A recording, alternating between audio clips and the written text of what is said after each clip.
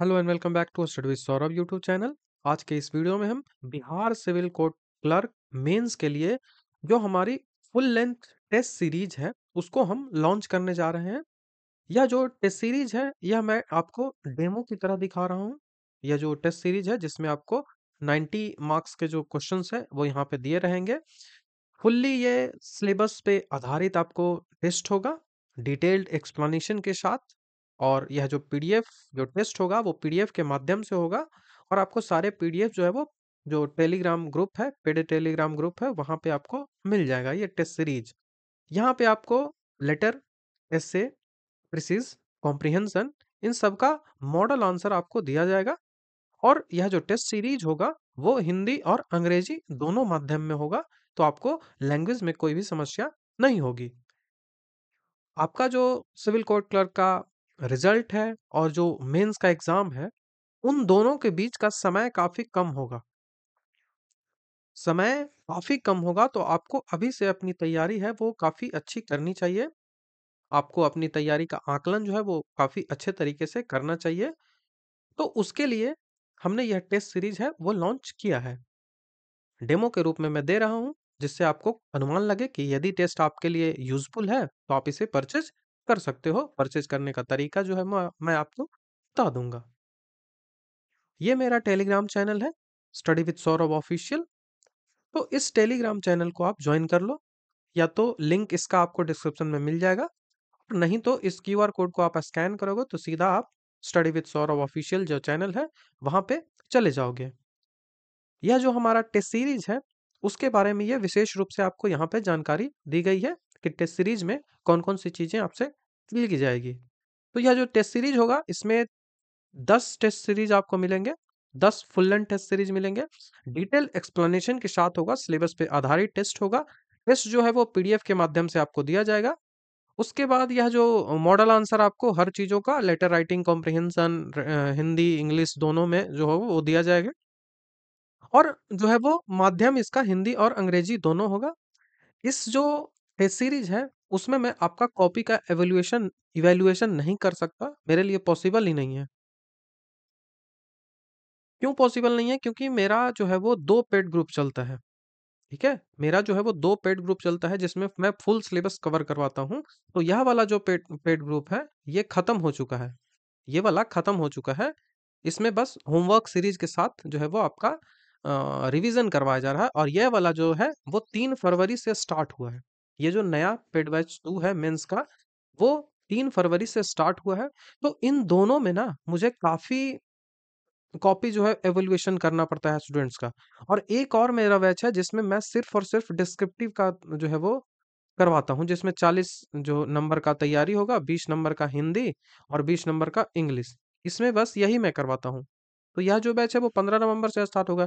तो मैं ऐसा इस प्रकार का कोई भी अलग से बैच नहीं करवाऊँगा। तो इफ़ आपको जानकारी लेनी है, इसमें आपको वीडियोज़ लेक्चर भी मिलेंगे कि कैसे जो है वो चीज़ों को आपको तैयार करना है, कैसे लेटर राइटिंग करनी है, कैसे जो है वो आपको एसे लिखना है, कैसे कॉम्प्रिहेंशन को सॉल्व करना है, कैसे प्रिसाइज़ लिखना है।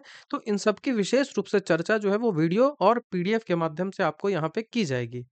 तो यदि आपको ये चीज़ें समझनी है तो आप इसको जॉइन कर सकते हो। सारी चीज़ें अपडेटेड है, एकदम कुछ भी पुराना नहीं होगा। और यहाँ पे 2 ग्रुप है, तो यदि आपको पूरा पढ़ा हुआ चाहिए, सब चीज़ एक साथ चाहिए तो ये वाला ग्रुप जॉइन कर लो। और सब चीज़ एकदम साथ में चलना है आपको, तो इसमें मैं 25 दिन का टारगेट रखा हूँ। 25 दिन के अंदर आपका सिलेबस जो है वो यहाँ पे खत्म हो जाएगा। तो यदि इस टारगेटेड बैच में आप आना चाहते हो तो यहाँ भी आप आ सकते हो। तरीका सबका एक ही है, क्यूआर कोड से पेमेंट करिए, और मुझे या तो मेरे व्हाट्सएप पे या तो मेरे टेलीग्राम पे स्क्रीनशॉट इसका सेंड करिए। उसके बाद आपको ग्रुप का लिंक दे दिया जाएगा। वहां पे आपको सारे वीडियोस और सारे पीडीएफ्स हैं वो मिल जाएंगे। सारी चीज टेलीग्राम पे ही होंगी, यह भी आपको ध्यान में रखना है, ठीक है? तो ये पूरा जो है वो मैंने बताया, और ये टेस्ट की जानकारी होगी। टेस्ट का भी पेमेंट करने का वही तरीका है, क्यूआर कोड को स्कैन कर लिए, 149 जो है वो पेमेंट करिए। उसके बाद जो है वो आप टेस्ट में जुड़ जाइएगा। पेमेंट करने का तरीका क्यूआर कोड से, या फिर आपको यूपीआई आईडी भी यहाँ पे दिया गया है, ठीक है? यूपीआई आईडी भी आपको दिया गया है। तो यही मेन रीज़न है कि मैं आपका कॉपी का इवैल्यूएशन नहीं कर सकता, क्योंकि मेरे पास ऑलरेडी बहुत ज़्यादा बर्डन है, बहुत ज़्यादा लोड मेरे माइंड पे ऑलरेडी है। मुझे कई सारे जो कॉपी होते हैं उनको चेक करना पड़ता है, ठीक है? तो मुझे समय नहीं मिल पाता है, यदि मिल गया तो मैं कर दूँगा, अदरवाइज़ ज़्यादा चांसेज़ है कि मुझे समय नहीं मिलता है, तो पॉसिबल नहीं है कि मैं कर पाऊँ, ठीक है? तो मैंने आपको अपने सारे कोर्सेज़ के बारे में आपको डिटेल से बता दिया, विशेष जानकारी के लिए आप नंबर पे बात कर सकते हो, बात मतलब कॉल नहीं, मैसेज ही कर सकते हो व्हाट्सएप पे 94 71 96 58 40। इस व्हाट्सएप पे आप मुझे मैसेज कर सकते हो या फिर मेरा जो टेलीग्राम का यूज़र नेम है सौरभ 25 सिंह, सौरभ 25 सिंह, यहाँ पे आप मुझे मैसेज कर सकते हो। एट द रेट पहले आप लगा दीजिएगा टेलीग्राम पे, तभी जो है वो यूज़र नेम सर्च में आएगा। तो ये हमने पूरा यहाँ पे सारी चीज़ों के बारे में आपको बता दिया। आपको कौन-सा बैच जॉइन करना है आप डिसाइड करिए, उसके बाद पेमेंट करिए, स्क्रीनशॉट सेंड करिए, उसके बाद आपको ग्रुप में जो है वो ऐड कर दिया जाएगा। ठीक है? तो चलिए हम टेस्ट को देख लेते हैं कि कैसा किस लेवल का क्वेश्चन जो है वो मैंने इसमें जो है वो डाला है। तो टेस्ट के प्रश्नों की ओर जाने से पहले हम देख लें कि यह जो टेस्ट है वो Bihar civil court clerk mains के लिए है। ये पहला टेस्ट है और इसमें आपको टोटल 90 क्वेश्चंस मिलेंगे। आपके एग्जाम में भी 90 क्वेश्चंस ही आएंगे और उसके लिए 2 आवर्स आपको दिए जाएंगे। यहाँ कुछ इंस्ट्रक्शन है जिनको आपको ध्यान में रखना है कि आपको कोई भी नेगेटिव मार्किंग नहीं है ऑब्जेक्टिव क्वेश्चंस के लिए। ये जो टेस्ट है वो 5 सेक्शनों में बटा हुआ है। पहला सेक्शन है ए, दूसरा बी, सी, डी, ई। पहला जो ए सेक्शन आपको दिया जाएगा इसमें आपको 30 ऑब्जेक्टिव क्वेश्चंस मिलेंगे। 30 ऑब्जेक्टिव क्वेश्चंस पहले सेक्शन में मिलेंगे। उसके बाद इस जो ऑब्जेक्टिव वाला सेक्शन है यहाँ पे कोई भी नेगेटिव मार्किंग नहीं होगा। लेकिन जैसा ही हम सब्जेक्टिव क्वेश्चंस की ओर बढ़ेंगे तो यहाँ पे आपसे आपके जो नंबर्स हैं वो काटे जाएंगे। लिखा कहीं नहीं है, लेकिन नंबर यहाँ पे आपको काटे जाएंगे इफ आप अशुद्ध लिखते हो तो, आप सही से नहीं लिखते हो तो बी जो सेक्शन है वहां पे हम देखेंगे 20 क्वेश्चन रहेंगे बी सेक्शन के, जिसमें आपसे हिंदी पूछा जाएगा। 20 सेक्शन बी जो सी सेक्शन रहेगा वो आपसे जो है वो अंग्रेजी पूछा जाएगा। जो डी सेक्शन है वहां पे आपसे 5 जो है वो कंप्यूटर के एब्रिविएशंस पूछे जाएंगे। और उसके बाद 15 क्वेश्चन जो होगा वो ई सेक्शन में होगा, जहां से आपको जो GK and GS and current affair, general knowledge and current affair के क्वेश्चंस यहाँ पे मिलेंगे। आपको ध्यान रखने की आवश्यकता है कि जो आपको आंसर लिखना है, जो लिखने वाला पार्ट है सेक्शन ए को छोड़कर, उसके लिए आपको जगह जो है वो प्रोवाइड की जाएगी एग्जाम में। तो जो भी जगह आपको प्रोवाइड किया जाएगा, उसी जगह में आपको आंसर लिखना है। अदरवाइज आपके जो जो आपके जो आंसर्स हैं, उनको चेक नहीं किया जाएगा। एकदम ध्यान से इसको याद रखिएगा, अदरवाइज आपके आंसर चेक नहीं होंगे। ठीक है? तो यह हमेशा से ध्यान रखें कि अपना जो उत्तर है, वो वही जगह लिखें जहाँ पे मेंशन किया गया है कि उत्तर आपको यहाँ पे लिखना है। ठीक है? अब हम क्वेश्चन की ओर बढ़ते हैं, तो सेक्शन ए से शुरुआत करते हैं। सेक्शन ए जो है वहां पे ऑब्जेक्टिव क्वेश्चन 30 आपसे पूछे जाएंगे। तो सबसे पहला आपसे पूछा जा रहा है कि which of the following scientist introduces the concept of stored program computer. Stored program computer, तो मैंने आपको पेड ग्रुप में एक लेक्चर डाला है कंप्यूटर आर्किटेक्चर से रिलेटेड। कंप्यूटर आर्किटेक्चर ने मैंने आपको एक थ्योरी बताई थी कि यहाँ पे सीपीयू है, ये सीपीयू है। यहाँ पे ना अर्थमेटिकल लॉजिकल यूनिट होता है और फिर लॉजिकल यूनिट होता है, लॉजिकल यूनिट होता है। और इधर जो होता है वो इनपुट होता है और इधर जो होता है वो आउटपुट होता है। ठीक है? और यहाँ पे आपको प्राइमरी मेमोरी, सेकेंडरी मेमोरी ये सब मिलते हैं। तो ये जो थ्योरी दिया गया था ना, इस जो स्ट्रक्चर दिया गया था, आर्किटेक्चर दिया गया था, ये स्टोर प्रोग्राम कंप्यूटर से रिलेटेड था। तो इसको जॉन वॉन न्यूमैन ने दिया था। तो ऑप्शन नंबर सी यहाँ से हमारा आंसर बनेगा, जॉन वॉन न्यूमैन। उसके बाद पूछा जा रहा है कि who build the analytical engine, one of the earliest computing device. सबसे पहला कंप्यूटिंग डिवाइस जो था वो किसने डेवलप किया था, ये आपसे पूछा जा रहा है। ये इनिएक के बाद की चीज है। सबसे पहला कंप्यूटर जो था वो एक कैलकुलेटर था, जिसको इनिएक हम कहते हैं। ठीक है? तो यहाँ लेकिन पूछा जा रहा है कि एनालिटिकल इंजन वो अर्ली 1914 1940 के आसपास ही जो है वो मेन डेवलप होने होने लगा था। जो एनालिटिकल इंजन, ये शब्द जो है वो लिखा हुआ रहेगा। ठीक है? विश्लेषणात्मक इंजन लिखा हुआ रहेगा। तो इसका जो आंसर है आप याद रखते होंगे कि कंप्यूटर के फादर कौन है, चार्ल्स बेबेज। तो चार्ल्स बेबेज ही इसका आंसर होगा। ठीक है? नेक्स्ट क्वेश्चन की ओर हम बढ़ते हैं कि which of the following is a special purpose application software. Software जो होते हैं वो टू टाइप से होते हैं, एप्लीकेशन सॉफ्टवेयर एंड जो है वो सिस्टम सॉफ्टवेयर। सिस्टम सॉफ्टवेयर वैसे सॉफ्टवेयर होते हैं, और सॉफ्टवेयर है क्या, तो software is a set of instruction that is programmed, that is programmed to complete any specific tasks। ठीक है, तो सॉफ्टवेयर वो कहलाता है। यहां से भी प्रश्न जो है वो पूछा गया है आपके, जो है वो सवाल जो है वो पूछा गया है आपके 22 तारीख वाले एग्जाम में, आप देखिएगा क्वेश्चन को। ठीक है, तो सिस्टम सॉफ्टवेयर वैसे होते हैं जिन सॉफ्टवेयर से जो कंप्यूटर चल ही नहीं पाएगा, वो सॉफ्टवेयर यदि कंप्यूटर में नहीं रहेगा तो आपका कंप्यूटर चलेगा ही नहीं। तो लिनक्स है जो सिस्टम सॉफ्टवेयर होता है, विंडो जो है वो सिस्टम सॉफ्टवेयर होता है, डेटाबेस मैनेजमेंट सिस्टम भी सिस्टम सॉफ्टवेयर ही है। लेकिन यहाँ पे जो पायरोल सिस्टम है, ये एक स्पेशल पर्पस एप्लीकेशन सॉफ्टवेयर है। स्पेशल पर्पस एप्लीकेशन सॉफ्टवेयर है। इनमें जो इनको यूज किया जाता है किसके द्वारा, तो जो कंपनियां होती है, जो कंपनियां होती है वो अपने कर्मचारी को जो सैलरीज देती हैं, उनकी देख रेख में जो होता है वो इसी से किया जाता है। तो ऑप्शन नंबर ए हमारा यहाँ से आंसर बनेगा। उसके बाद आपसे पूछा जाए कि the main memory of a computer is made using which of the following technique. Main memory जो कंप्यूटर का होता है, कंप्यूटर की जो मेमोरी होती है, मैंने क्लास में पेड जो क्लास है वहां पे वीडियो अपलोड किया है, उसको जाके देखिए। वहां पे मैंने बताया है कि मेमोरी जो होती है वो टू टाइप से डिवाइड होती है, एक प्राइमरी मेमोरी और एक जो है वो सेकेंडरी मेमोरी। तो प्राइमरी मेमोरी को ही मेन मेमोरी कहते हैं।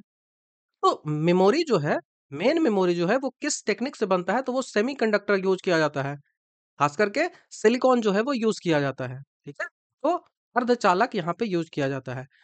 5वां नंबर का सवाल है कि which of the following is an example of volatile memory. बहुत ज्यादा पूछा जाता है अस्थायी मेमोरी, ऐसा मेमोरी जो जब तक कंप्यूटर चल रहा है तो आपके पास उसका डेटा रहेगा, लेकिन जैसे ही कंप्यूटर बंद होगा आपका सारा डेटा खत्म हो जाएगा।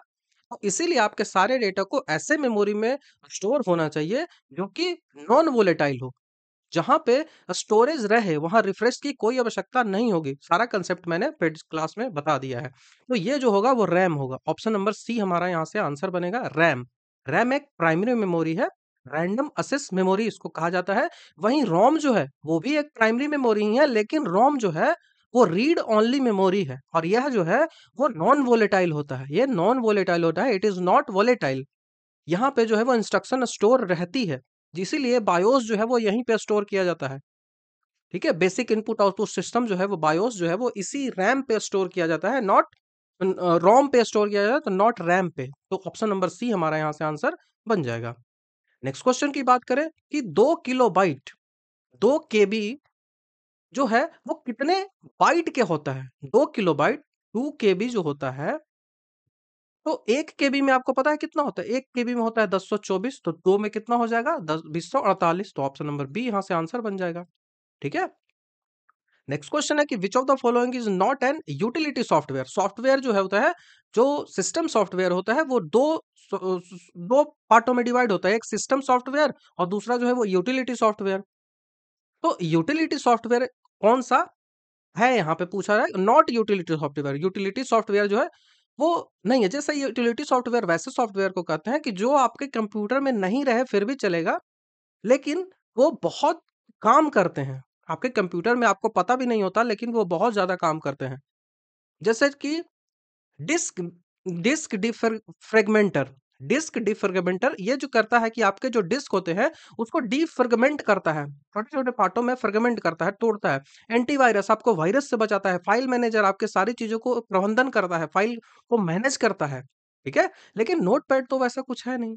ये तो एप्लीकेशन सॉफ्टवेयर है, जो कि आप नहीं भी फोन में रखोगे तो कोई भी समस्या नहीं है। ये तो नोट टेकिंग ऐप है। ठीक है, उसके बाद 8वां नंबर का सवाल आता है कि which is the name of set of program, what is the name of set of program and data intended to perform a various task on a computer system that is called software. Option number C, मैंने ये वाला में बताया था ना आपको definition.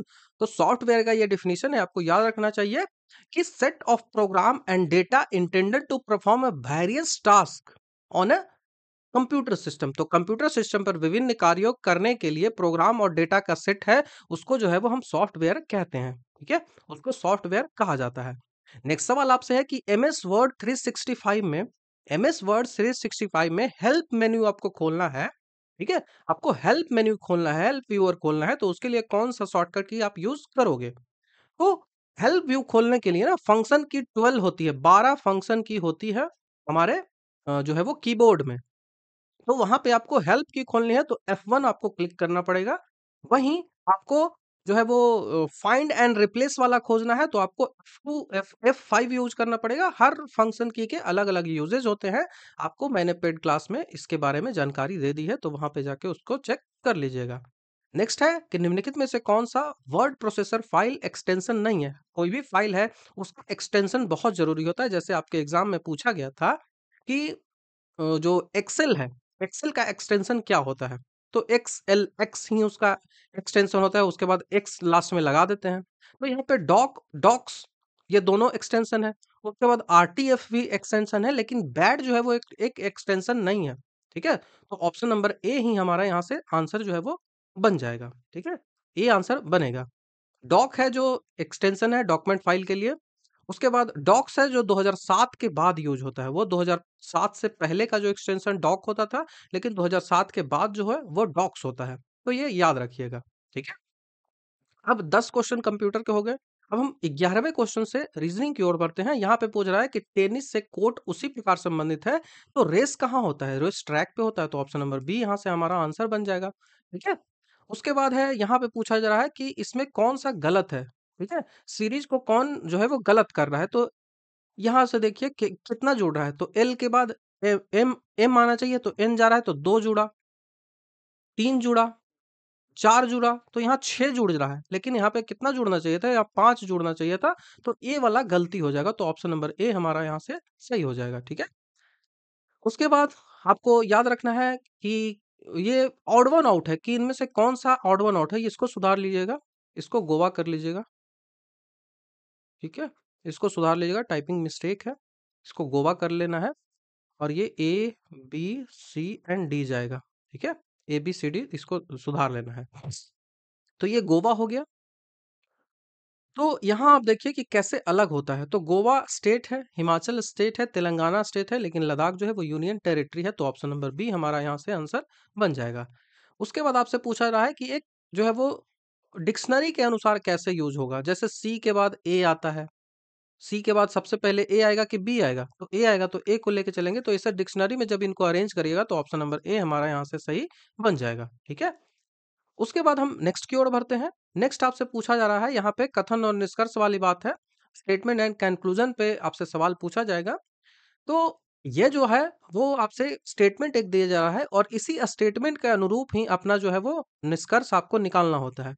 तो आपसे स्टेटमेंट कहा जा रहा है कि ड्यूरिंग कोविड-19 के समय जो एल्डर लोग थे, जो बूढ़े लोग थे, उनकी जनसंख्या को प्रभावित किया। उनके जनसंख्या को इन्होंने प्रभावित किया। क्यों? क्योंकि उनमें से अधिकांश में जो रोग प्रतिरोधक क्षमता थी, वो कम थी। उनमें जो रोग प्रतिरोधक क्षमता थी, वो कम थी। उनकी डब्ल्यूबीसी उतनी मजबूत नहीं थी। यह स्टेटमेंट हमारा कहा जा रहा है। अब इस स्टेटमेंट से बाहर हम कभी नहीं जाएँगे। जो भी स्टेटमेंट में कहा जा रहा है, उस स्टेटमेंट को ही फोकस में रखकर देखना है। तो निष्कर्ष अब पढ़ते हैं कि सभी बूढ़े लोगों में प्रतिरोधक क्षमता कम थी। जो रोग प्रतिरोधक क्षमता थी, किसी डिजीज़ को रोकने की जो क्षमता थी, रोग प्रतिरोधक क्षमता, इम्यूनिटी पावर जो उनकी थी, वो कम थी, तो सभी में कम थी। आप देखिए यहाँ पे स्टेटमेंट में कहा रहा है कि अधिकांश में कम थी, अधिकांश में कम थी। हम कह रहे हैं कि सभी में कम है, ऐसा हो सकता है? नहीं, गलत हो गया। उसके बाद बूढ़े लोगों की जनसंख्या में 20% की कमी आई। कहीं स्टेटमेंट में डेटा दिया गया है कि 20% की कमी आई? नहीं, तो ये भी गलत हो जाएगा। तो ऑप्शन नंबर डी यहाँ से हमारा सही हो जाएगा कि ना तो 1 सही है और ना ही जो है वो 2 सही है, ठीक है? उसके बाद यहाँ से एक कूट वाला सवाल आपसे पूछा जाता है कि जैसे 5 1 2 का अर्थ है स्टील मेक्स टावर, उसी तरह से 1 7 5 का अर्थ है ब्रिक्स मेक्स टावर। तो ब्रिक्स का यहाँ से क्या आ जाएगा? देखिए ब्रिक्स यहाँ है, मेक्स टावर, मेक्स टावर दोनों में तो कॉमन है, तो यहाँ दोनों में अक्षर कॉमन कौन सा है, तो 5 और 1 कॉमन है, तो 2 हो गया, वो ब्रिक्स के लिए आ जाएगा। 2 ब्रिक्स के लिए आएगा तो 2 तो कभी आंसर होगा नहीं। तो ऐसे ही करके ना मिला मिला के आपको छांटना होता है। जब छाटिएगा तो एंड के लिए जो शब्द है वो ऑप्शन नंबर ए बनेगा। ठीक है, ऑप्शन नंबर ए बनेगा। उसके बाद आपसे यहाँ पे सवाल पूछा जा रहा है कि सनी और रोहित जो है वो जुड़वा भाई है। सनी, ठीक है, सनी हम लिखते हैं, उसके बाद हम लिखते हैं रोहित को। जब तक ट्री नहीं बनाइएगा ये सब प्रश्न जो है वो सही नहीं होते हैं। तो सनी और रोहित जुड़वे भाई है, तो जब भाई है तो यहाँ जाएगा प्लस, दोनों पे आएगा प्लस, मतलब मेल है, दोनों जुड़वे भाई हैं। राजन जो है वो सौम्या के पति हैं। हमको कोई दोनों से लिंक ही नहीं बैठ रहा है, तो छोड़िए इसको। आगे बढ़िए कि रोहित, सौम्या जो है वो रोहित की बहन है। रोहित ये है, रोहित की बहन कौन सी है, तो रोहित की बहन है सौम्या। ठीक है, रोहित की जो बहन है वो सौम्या है। तो सौम्या रोहित की बहन हो गई, तो निगेटिव जाएगा। ठीक है, अब जो अब देखिए क्या है, राजन जो है वो सौम्या के पति हैं। तो सौम्या का हस्बैंड कौन है, सौम्या का हस्बैंड जो है वो राजन है। राजन सौम्या का हस्बैंड है, तो ये पॉजिटिव हो जाएगा, प्लस हो जाएगा। उसके बाद कह रहा है कि पूनम सनी की माँ है, तो सनी की माँ है तो एक जनरेशन ऊपर चली जाएगी, एक जनरेशन ऊपर चली जाएगी, तो ये पूनम हो गई। पूनम सनी की माँ है तो ये निगेटिव आ जाएगा। उसके बाद कह रहा है कि अरुण पूनम का पति है। पूनम का पति है कौन, तो अरुण। अरुण जो है वो पूनम का पति है, तो पॉजिटिव हो जाएगा। आप आपसे पूछ रहा है कि अरुण राजन से कैसे संबंधित है। अरुण जो है वो राजन से कैसे संबंधित है, तो राजन जो है वो दामाद है और अरुण जो है वो ससुर है। तो राजन से कैसे संबंधित है, मतलब कि ये ससुर है, नॉट दामाद। तो ऑप्शन नंबर बी हमारा यहाँ से आंसर बनेगा। ठीक है, इसको याद रखना है। उसके बाद आपसे पूछा रहा है कि 45 छात्रों की कक्षा में मुकेश बाएं से 13वें स्थान पे है। मुकेश बाएं से 13वें स्थान पे है, और जो है महेश जो है वो दाएं से 18वें स्थान पे है, और दोनों के बीच में जो है वो 6 लोग हैं। दोनों के बीच में 18वें स्थान पे है, महेश दाएं से 18वें स्थान पे है। इतना समझ में आ गया। महेश और मुकेश के बीच कितने लोग हैं, यह आपसे जो है वो प्रश्न पूछा जा रहा है। जो मुकेश है वो बाएं से 13वें स्थान पे है, तो वो दाएं से कितने स्थान पे होगा, तो जब उनको दाएं से निकालेंगे, राइट से निकालेंगे, तो वो आएगा, टोटल है 45, उसमें से 13 जो है वो घटेगा क्योंकि 13वें स्थान पे है, और एक जो है वो मुकेश भी तो है, तो एक जो है वो हटेगा, तो एक जुटेगा भी तो जब एक जोड़ेंगे तो टोटल ये राइट साइड से जो है वो 33 आ जाएगा। अब राइट साइड से इसका जो स्थान है वो 33 आ गया। लेकिन महेश जो है वो दाएं छोर से 18वां है। महेश जो है वो दाएं छोर से 18वां है। टोटल जो है राइट छोर से वो 33 आया, और महेश जो है वो 18वां है, तो बीच की संख्या इससे निकल जाएगी ना। लेकिन एक जो है वो और जोड़ दे रहे हैं हम, बार दो बार काउंट हो जा रहा है महेश। तो जब दो बार काउंट हो जा रहा है तो उसको एक बार घटाना पड़ेगा, उसको एक बार घटाना पड़ेगा। जब हम घटा देंगे तो जो हमारा आंसर है वो निकल के आ जाएगा कि 14 है ये। ठीक है, तो ऑप्शन नंबर सी हमारा यहाँ से आंसर बन जाएगा। ठीक है, नेक्स्ट क्वेश्चन की ओर बढ़ते हैं। आपसे जो है वो सिटिंग अरेंजमेंट का सवाल है, वो पूछा जा रहा है, काफी इंपॉर्टेंट है। ऐसे प्रश्न जो है वो आपके एग्जाम में बार बार पूछे जाते हैं, आपने देखा होगा कि ऐसे प्रश्न पूछे गए हैं। तो दो लाइन तैयार करिए। ठीक है, दो लाइन तैयार करिए, आपसे यही बोला जा रहा है, दो लाइन तैयार करने को बोला रहा है। अब हम क्वेश्चन को पढ़ते हैं। पहला बढ़ रहा है कि 8 प्लेइंग अ गेम। 8 फ्रेंड्स है जो एक गेम खेल रहे हैं जिसका नाम है KLM और N। एक सीधी रेखा में बैठे हुए हैं और उत्तर की ओर मुंह करके बैठे हुए हैं। ठीक है, उत्तर की ओर मुंह, इधर मुंह करके बैठे हुए हैं, तो कौन है, इधर मुंह करके कौन कौन बैठा हुआ है, तो KLM N। ठीक है, ये इधर मुंह करके बैठा हुआ है, यहां तक हो गया। उसके बाद हम जो है वो आगे बढ़ते हैं। KLM उत्तर की ओर मुंह कर बढ़ के, उसके बाद OPQR उसी के समानांतर, उसी के पैरेलल बैठे हुए हैं, और वो दक्षिण की ओर मुंह करके बैठे हुए हैं। ठीक है, तो चार और लिखिए, दक्षिण की ओर मुंह करके बैठे हुए हैं। ये कौन कौन से हैं, तो ये है OPQR। ठीक है, OPQR are sitting on the parallel line are facing south. ठीक है, तो ये साउथ की ओर फेस कर रहे हैं। कौन कौन से, तो OPQR। ये इतना बातें समझ में आ गई। अब आगे बढ़ते हैं कि each person sitting in a row is facing another person sitting in a parallel row. देखिए ये इसके पैरेलल में है, ये इसके पैरेलल में है, ये इसके पैरेलल में है, तो यही कह रहा है कि पैरेलल में है। यहाँ तक कोई प्रॉब्लम है नहीं। उसके बाद M faces the person to whose right two people are sitting. M वहां फेस कर रहा है, एम उस व्यक्ति के सम्मुख है जिसके दाहिनी ओर दो व्यक्ति बैठे हुए हैं। एम उसके सम्मुख है जिसके दाहिनी ओर दो व्यक्ति बैठे हुए हैं। तो एम के दाहिनी ओर हमको दो व्यक्ति बैठाना है, तो कैसे आप बैठाइएगा? एम के दाहिनी ओर दो व्यक्ति, तो दो तो यहाँ रख दीजिए, ये यहाँ रखिएगा, ये यहाँ रखिएगा। तो एम के दो, मात्र दो ही बैठने हैं। तो या तो आप एम यहाँ बैठा दो तो इन दो जगहों पे बैठ जाएगा, या तो एम आप वहां बैठा दो, यही दो ऑप्शन बचता है। तो हमने एम को यहाँ पे बैठाया, इसके इधर दो दो व्यक्ति बैठ गए। ठीक है, इतना बात समझ में आया। अब उसके बाद आगे बढ़ते हैं। एन जो है एम और के बीच में बैठा हुआ है। एन जो है वो एम और के बीच में बैठा हुआ है। एम और के बीच में एन है। एन यहाँ छोड़ के और कहीं हो सकता है? यहाँ छोड़ के और कहीं हो सकता है? तो नहीं। तो के एल, ए के हो गया, एन हो गया, एम हो गया, तो यहाँ पे कौन सा हो जाएगा? एल हो जाएगा। यहाँ पे एल हो जाएगा। इतनी बातें समझ में आ गई। अब आगे बढ़ते हैं। यहाँ हो गया। उसके बाद क्यू के सम्मुख बैठा हुआ है। क्यू जो है वो के पैरेलल है, तो के पैरेलल कौन सा है? वो क्यू है। उसके बाद आगे बढ़ते हैं। उसके बाद आगे बढ़ते हैं। ओ ना तो पी का और ना ही क्यू का निकटतम पड़ोसी है। ओ जो है ओ जो है ना तो पी का और ना ही क्यू का निकटतम पड़ोसी है। उसके बाद जो है वो कह रहा है कि निम्नलिखित में से कौन सा एम के सम्मुख बैठा हुआ, मतलब एम के पैरेलल कौन सा बैठा हुआ है। यह आपसे पूछा जा रहा है कि एम के पैरेलल जो है वो कौन सा बैठा हुआ है। तो देखिए ओ जो है वो पी और क्यू के कहीं भी नहीं बैठा हुआ, तो ओ से पी और क्यू को तो दूर रखना पड़ेगा। ओ से पी और क्यू को तो दूर रखना पड़ेगा। तो ओ से दूर रखना है तो आप कहीं भी बैठाइए। यहाँ पे पी को बैठा दिया, यहाँ पे क्यू को बैठा दिया, यहाँ पे ओ को बैठा दिया। ठीक है, अब क्वेश्चन को देखिए।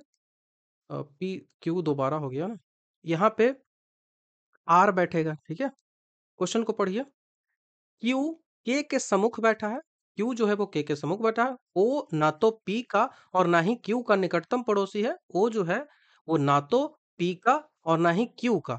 देखिए ओ जो है वो ना तो पी का और ना ही क्यू का, तो पी के बगल में तो बैठ ही नहीं सकता, तो पी जो है वो आर के बीच में ही आएगा। ओ और आर के बीच में ही आएगा, इतना तो कंफर्म था। तो यही पूरा बन गया। अब आपसे पूछ रहा है कि एम के सामने कौन फेस कर रहा है। ठीक है, निम्नलिखित में से कौन एम के सम्मुख है? एम के सम्मुख है, तो एम के सम्मुख कौन सा है? आप देखिए आर है, तो ऑप्शन नंबर ए हमारा यहाँ से आंसर बन जाएगा। ऑप्शन नंबर ए हमारा आंसर बन गया। उसके बाद पूछा जा रहा है कि 5 मित्र हैं। 5 मित्र हैं, 1 2 3 4 5। ठीक है, उस उनका नाम है आई जे के एल एम। आई जे के एल एम, ये पांचों बैठे हुए हैं। ठीक है, अब आपसे कहा जा रहा है कि एम एक पंक्ति में उत्तर की ओर मुख करके बैठा हुआ है। तो एम जो है वो उत्तर की ओर मुख करके बैठा हुआ है, कहीं बैठा हुआ है हमको पता नहीं है। ठीक है, बस ये पता है कि ये उत्तर की ओर मुख करके बैठा हुआ है। पूरा पूरा जो है वो उत्तर की ओर ही मुख है सबका, यही क्वेश्चन जो है वो कह रहा है। क्वेश्चन को सही से पकड़ना है। उसके बाद है एल और एम के बीच में केवल आई बैठा हुआ है। तो एल और एम के बीच में केवल आई बैठा हुआ है, इतना क्लियर हो गया है। चाहे तो एम को इधर रख सकते हैं, चाहे तो एल को इधर रख सकते हैं, कंडीशन ये बन सकती है। ठीक है, उसके बाद आगे बढ़ते हैं कि के बाईं छोर से दूसरे स्थान पे बैठा हुआ है। बाईं छोर से दूसरा, बाईं छोर से दूसरा पे के है, तो बाईं छोर से पहला ये हो गया, दूसरा के हो गया। ठीक है, इतनी बातें समझ में आ गई। के हो गया। उसके बाद है बैठा हुआ है और एम का निकटतम पड़ोसी नहीं है। एम तो यहाँ पे होगा नहीं, के जो है वो दूसरा है और एम यहाँ पे होगा नहीं। तो जब एम यहाँ पे नहीं होगा तो एम और एम आई एल तो आप लिख नहीं सकते हो, ये वाला कंडीशन ऊपर वाला। तो इसको हटा दो, इसको हटा दो। तो हम लिखेंगे एल, एल के बाद आई के बाद एम। कितना आसानी से बन गया, कितना आसानी से बन गया। तो आई हो गया, आई। तो यहाँ पे कौन सा बचेगा? जे बचेगा। तो आपसे पूछा जा रहा है कि जे कहाँ पे बैठा हुआ है? तो जे एकदम बाईं छोर पे बैठा हुआ है। ठीक है, जे एकदम बाईं छोर पे बैठा हुआ है, at the far left and. ठीक है, समझ में आ गया। अब हम उतना क्वेश्चन को देख लिए, अब हम मैथ्स की ओर बढ़ते हैं। मैथ आपसे पूछा रहा है कि कौन सा इसमें है ऑप्शन में जो 9 और 11 दोनों से डिवाइड होता है। तो 11 की डिविजिबिलिटी आपको याद होगा कि दो दो के गैप, एक के गैप पे चलते हैं, ऐसे ऐसे चलते हैं, और इधर से ऐसे ऐसे चलते हैं, यहाँ जीरो रख दो। अब दोनों को जोड़ के देखो, ठीक है, दोनों संख्याओं को जोड़ो, जैसे 8 0 1 तो 9 हो गया, और इधर से 9 0 1 0 तो यहाँ से 9 हो गया। अब दोनों को घटा दो तो वो 9 9 0 हो गया। तो क्या 11 से कट रहा है? यस। तो 0 है तो 11 से कट रहा है, तो यही वाला ऑप्शन 11 से कटेगा। बाकी 9 से डिवाइड होने का रूल होता है कि वो संख्या भी हो, वो 9 से डिवाइड हो। तो देखिए 9 से डिवाइड हो, 8 1 और 1 8 9 खत्म, 9 से डिवाइड हो गया। 9 9 से डिवाइड हो गया। बाकी और भी ऑप्शन है जो 9 से डिवाइड हो गए, ये और ये दोनों 9 से डिवाइड होगा। जैसे देखिए 8 1 9 खत्म, 9 से 9 खत्म, इधर 8 1 9 खत्म, ये भी डिवाइड हो रहा है। उसी तरह से यहाँ देखिए 5 4 9 खत्म, डिवाइड हो रहा है। 3 2 5 1 6 डिवाइड हो रहा है, ठीक है। तो ये वाला तो डिवाइड ही नहीं हो रहा है, ठीक है। ये तो यहाँ से समझ में आ गया। ये वाला डिवाइड देखिए होगा, ये जो होगा वो 8 1 9 7 2 9 7 2 9, ये भी डिवाइड होगा, लेकिन 11 से ओनली यही डिवाइड होगा। तो ऑप्शन नंबर बी हमारा आंसर बनेगा।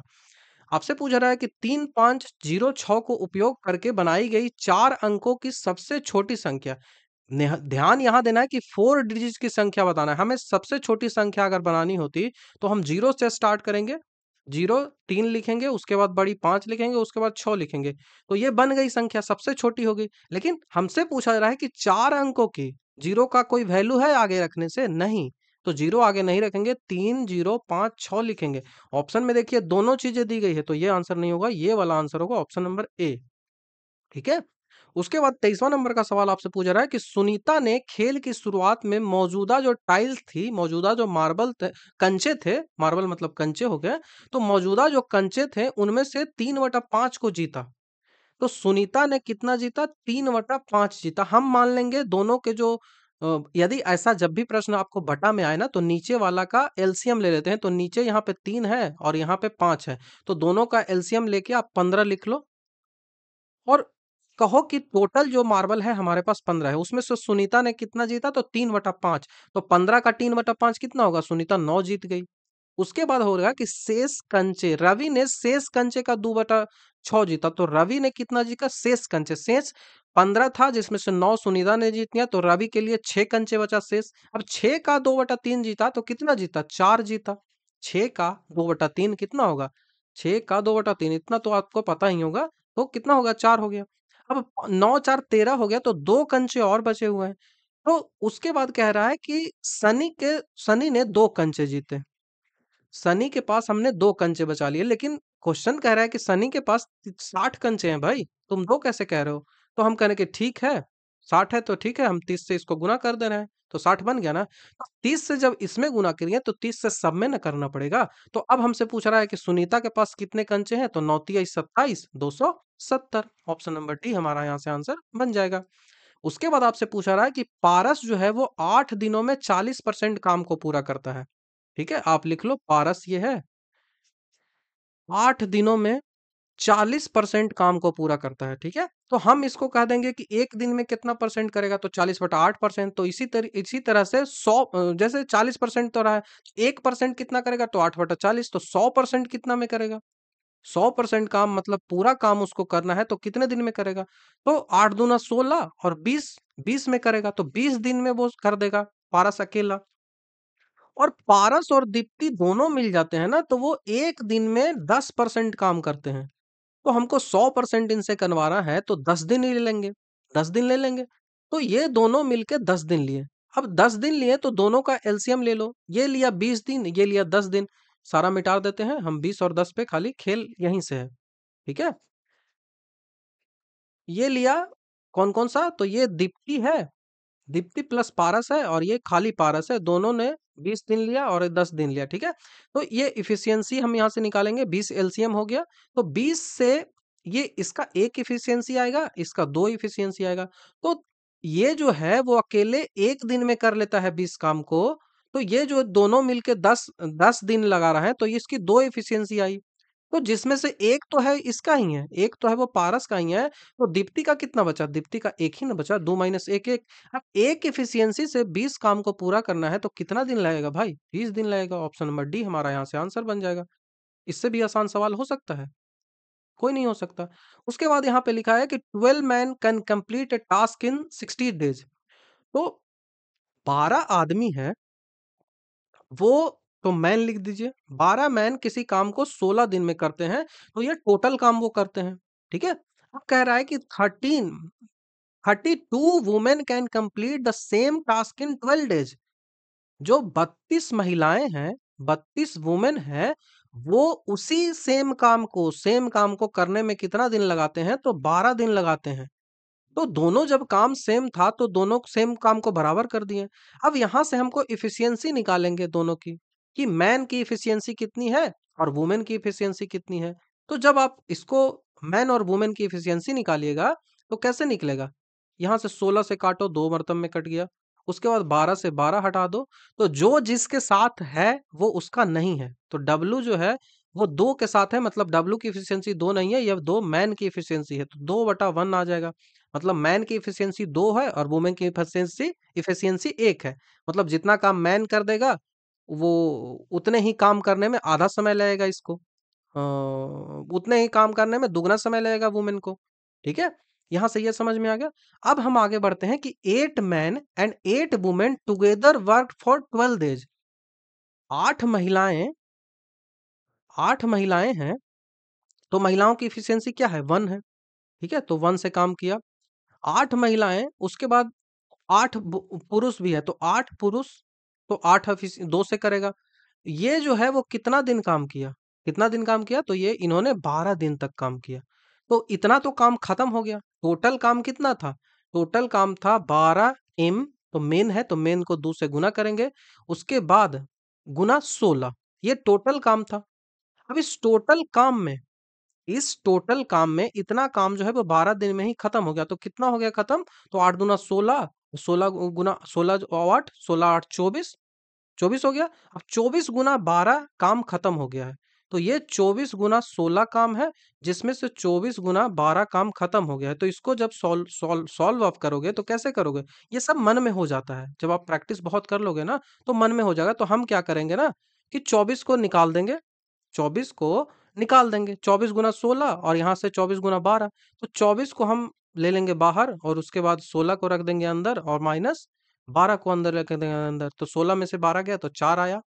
अब 24 गुना 4 ये हो गया। तो 24 गुना 4 आपको पता है, 24 गुना 4 काम ही आप बच रहा है। कितना काम हमको बच रहा है करने को?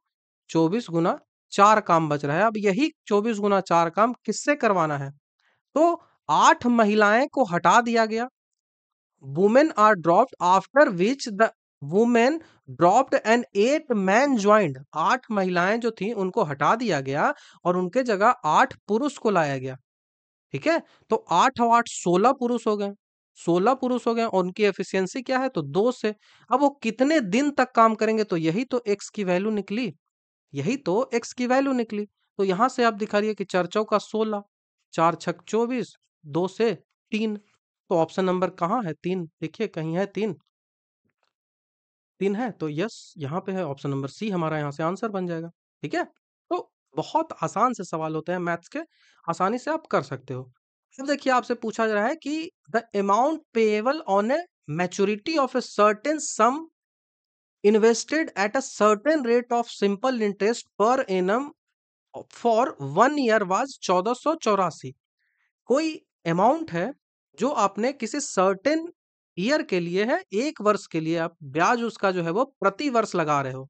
उसका जो साधारण ब्याज है वो सिंपल इंटरेस्ट है, वो पर एनम आप लगा रहे हो। तो 1 वर्ष में ना वो आपको 1484 रुपया इंटरेस्ट मिल रहा है। 1484 रुपया निश्चित रूप से डालने की याद है। तो अमाउंट, इंटरेस्ट ये नहीं है, ये अमाउंट है। अमाउंट आपको 1484 मिल रहा है।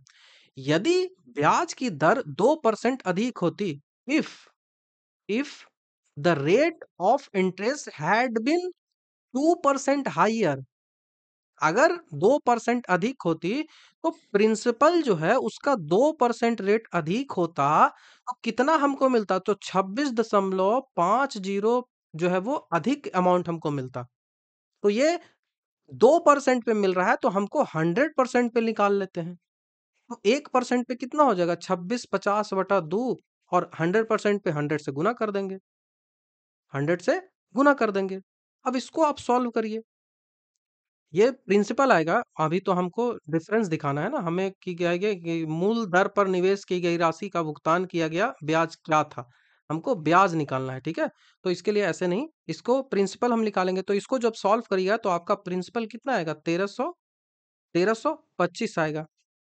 आपका अमाउंट ये है, प्रिंसिपल नहीं है, ये अमाउंट है, ठीक है? अमाउंट 25 आ गया। अब अमाउंट 25 आ गया, लेकिन 1325 आ गया और यहाँ अमाउंट 1484 है। तो 1484 अमाउंट था और अभी अमाउंट 1325 आया है, तो कितना अधिक आया है? तो 159 अधिक आया है। तो ऑप्शन नंबर डी हमारा यहाँ से आंसर बन जाएगा। आसानी से आप कर सकते हो। उसके बाद फिर से जो है वो सवाल जो है वो इसी चैप्टर से है, एसआई से है। तो यहाँ पे कई सारे कंसेप्ट है जिसको ध्यान में रखना है, क्योंकि यहाँ से सवाल जो है वो पूछे जाते हैं। आपसे पूछा रहा है कि एक निश्चित राशि को 2 वर्षों के लिए 40% प्रति वर्ष चक्रवृद्धि ब्याज पर निवेश किया जाता है और ब्याज जो है वो वार्षिक रूप से संयोजित किया जाता है। ठीक है? तो हम लिखते हैं कि ब्याज जो है वो वार्षिक रूप से संयोजित किया जाता है, तो 40% जो है वो ईयरली कर रहे हैं हम। ठीक है? तो जब ईयरली कर रहे हैं तो यहाँ से रेट सबसे पहले बनाएंगे। तो रेट है कितना? 40%। तो इसको ना परसेंट को 100 से डिवाइड करोगे तो 40/100 आ जाएगा। 40/100 आ जाएगा, तो ये कितना आया? ये 2/5 आया। मतलब कोई जो धन था वो 5 अगर है तो वो अगले साल कितना हो जाएगा? वो 7 रुपए हो जाएगा। कोई धन जो है वो 5 था तो वो अगले साल 7 रुपया हो जाएगा। अब ये कितनी बार चलेगा? ये जो है वो कितनी बार चलेगा? तो 2 वर्षों तक के लिए। यदि ब्याज अर्धवार्षिक रूप से संयोजित किया जाए, अभी हम इसको हाफ ईयरली भी करेंगे।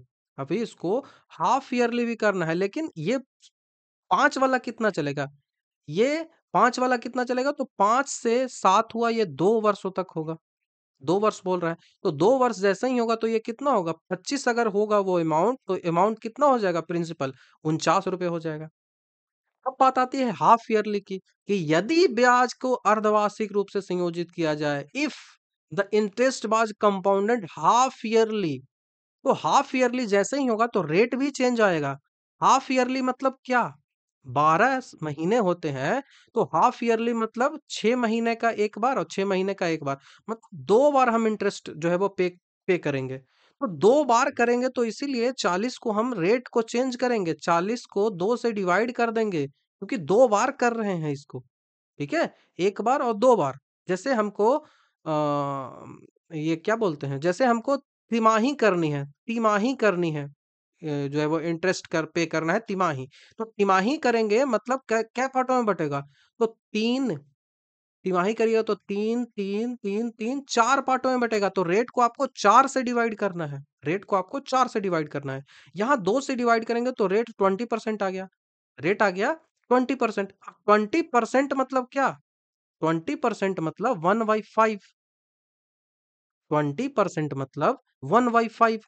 मतलब कि कोई अमाउंट 5 है तो वो अगले साल जो है वो 6 हो जाएगा। ठीक है? कोई अमाउंट 5 है तो वो अगले साल 6 हो जाएगा, तो हमारा 20% रेट आ गया और 5 अमाउंट है वो 6 हो जाएगा। ऐसा कितनी बार चलेगा? तो 2 वर्षों के लिए। तो 1 वर्ष में जब 4 बार कर रहे हैं, 1 वर्ष में जो 2 वर्षों के लिए होता है, परिपक्वता के बाद इतना राशि मिलती है, तो 1 बार में हम कितना कर रहे हैं? 1 ईयर में हम 2 बार करना पड़ेगा। हाफ ईयरली करेंगे तो। हाफ ईयरली हम कर रहे हैं तो कितनी बार? 6-6 महीना पे करेंगे तो 2 बार। लेकिन हमको 2 वर्ष के लिए निकालना है तो इसको कितने बार करना पड़ेगा? 4 बार करना पड़ेगा। ये 4 बार करना पड़ेगा। तो 4 बार जैसे ही करेंगे तो 5 पचे 25, 25 पचे 125, 125 पचे 625। ये 625 आएगा। और उसी तरह से ये वाला जो है वो 6 का 1296 आएगा। इतना तक कैलकुलेशन आप कर ही सकते हो। अब एक ही अमाउंट, एक ही प्रिंसिपल है, दोनों तो एक ही प्रिंसिपल है, लेकिन एक जगह 625, एक जगह 25 कैसे हो सकता है? तो इसको भी तो 625 बनाएंगे, तो 25 से गुना करिए तो ये 625 बन गया। तो यहाँ भी तो 625 से गुना करिएगा, तो जैसे ही यहाँ 625 से गुना करिएगा तो ये 1225 बन गया। ये 1225 बन जाएगा। अब अमाउंट है वो 1296 है।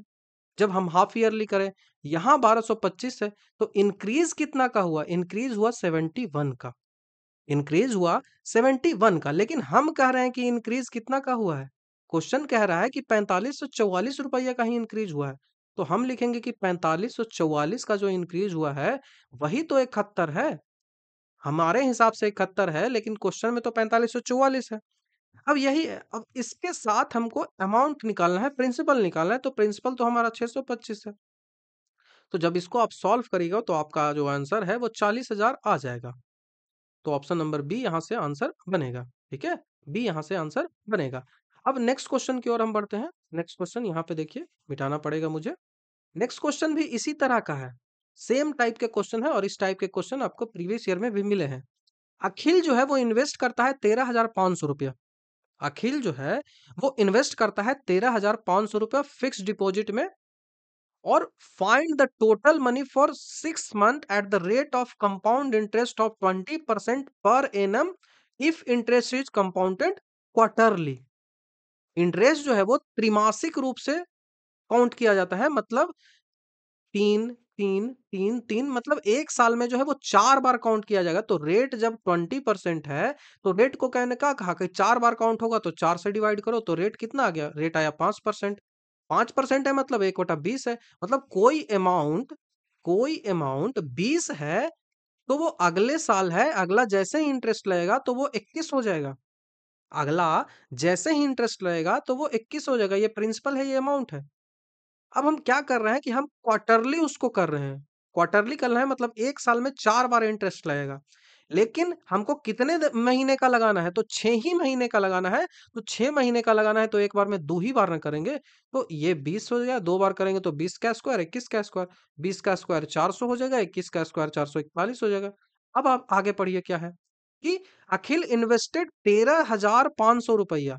हम कह रहे हैं कि 400 रुपया इन्वेस्ट किए हैं, अखिल कह रहा है कि हम 1350 किए हैं। तो 13,500 है, वही तो 400 है ना, वही तो 400 है। पूछ क्या रहा है हमसे? पूछ रहा है कि संयोजित किया जाता है तो 6 महीने में कुल राशि ज्ञात कीजिए। कुल जो राशि है वो क्या होगी? अमाउंट तो यही है ना 441, तो ये 441 हो जाएगा। अब इसको सॉल्व करिएगा, तो सॉल्व करने के बाद जो है वो आंसर आपका यहाँ से ऑप्शन नंबर बी बनेगा, 14,883.75। कैलकुलेशन भी आसान है, आप आसानी से कर सकते हो। ठीक है, आप आसानी से कर सकते हो। अब है टाइम एंड डिस्टेंस की बात आती है। टाइम एंड डिस्टेंस से भी आपका सवाल जो है वो पूछा जाता है। कह रहा है कि 60 किलोमीटर के डिस्टेंस है, तो डिस्टेंस बराबर 60 किलोमीटर हो गया। डिस्टेंस बराबर 60 किलोमीटर हो गया। उसको बोल रहा है कि अर्जुन रोहित से 2 घंटे अधिक लेता है।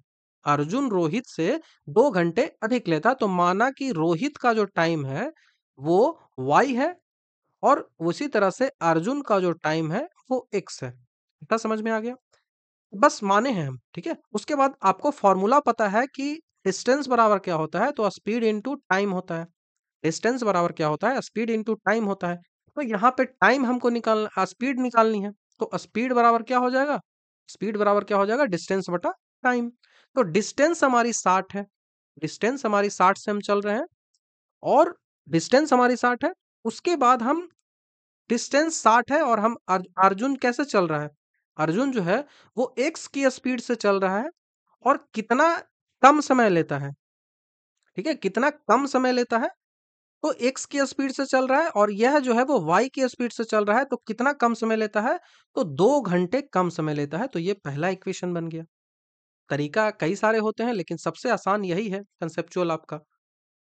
दूसरा जो है बाकी मैं कई तरीके से मुजवानी ये क्वेश्चन बन सकता है, लेकिन आपको समझाना है। उसके बाद यही 60 किलोमीटर है, डिस्टेंस तो वही 60 किलोमीटर है। अब इसको y तय करेगा y से, और ये जो है कह रहा है कि दुगनी स्पीड कर देता है। अर्जुन अपनी स्पीड जो है वो दुगनी कर देता है, तो अर्जुन की स्पीड x है, तो वो कितना कर देगा? 2x कर देगा। अब 2x वो स्पीड कर देता है, तो समय कितना लगता है? समय जो है वो 1 घंटा कम लगता है, 1 घंटा कम लगता है। ठीक है, 1 घंटा कम लगता है। तो ये दूसरा इक्वेशन हो गया। अब इस दोनों इक्वेशन को जब आप घटाओगे, जो आप इक्वेशन सॉल्व करने का तरीका लेते हो, तो minus plus minus plus minus करोगे, तो ये घटाओगे तो आपको आ जाएगा 60/2x बराबर 3। 60/2x बराबर 3। अब जब इसको आप सॉल्व करोगे तो यहाँ से कितना आ जाएगा? 2 से ये कटेगा, तो 30 मरतब में कटेगा। 2 से कटेगा 30 मतलब में, ये कटेगा 10, तो x इक्वल टू 10। तो स्पीड कितनी आ गई? 10 किलोमीटर प्रति घंटा। बाकी बहुत मुंहजबानी ये बन सकता है, ठीक है, लेकिन आपको समझाना है। आपने पढ़ा होगा अपने तरीके से, तो उस तरीके से भी आप इसको सॉल्व कर सकते हो। ये क्वेश्चन है, बहुत ज्यादा पूछा जाता है एग्जाम में, बहुत ज्यादा पूछा जाता है। तो ये तो चुटकियों का है, लेकिन आपको समझाना है तो जो है वो थोड़ा सा एक्सप्लेन करके समझाना पड़ेगा। आपसे पूछा रहा है कि एक जो स्टूडेंट है ना, वो 2.5 किलोमीटर प्रति घंटा के स्पीड से चलता है ना, तो अपना स्कूल 6 मिनट बाद पहुंचता है, मतलब 6 मिनट लेट से पहुंचता है। वो कहता है कि चलो भाई स्पीड जो है वो हम बढ़ा देते हैं, नहीं तो स्कूल में मार पड़ेगी। तो उसने क्या किया कि अगला दिन 1 किलोमीटर प्रति घंटा की स्पीड बढ़ा दिया, मतलब पहले दिन वो चला 2.5 से, लेकिन अगले दिन वो चला 3.5 से। अब जब 3.5 से चला ना, तो 6 मिनट पहले ही पहुंच गया, 6 मिनट पहले ही पहुंच गया, ठीक है, 6 मिनट पहले ही पहुंच गया।